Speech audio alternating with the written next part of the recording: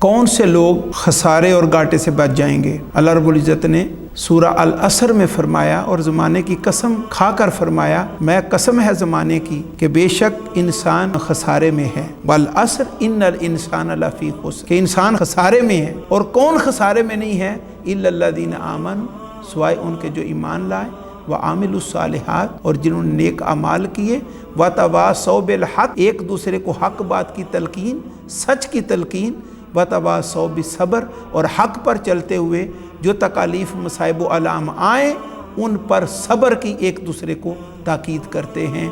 جن خوش نصیبوں نے اس دنیا میں ایمان لانے اور اعمال صالحہ کی نعمت حاصل کرنے اور اس کے ساتھ ساتھ حق کی تلقین کرنے اور ایک دوسرے کو صبر کی تاکید کرنے کی روش اختیار کی، وہ لوگ دنیا میں رہ کر نقصان سے بچ جائیں گے اور اللہ رب العزت کے انعام جنت فردوس کے مالک ٹھہرائے جائیں گے۔ اللہ رب العزت ہمیں اس دنیا میں گھاٹے والی زندگی سے بچنے کی توفیق عطا فرمائے۔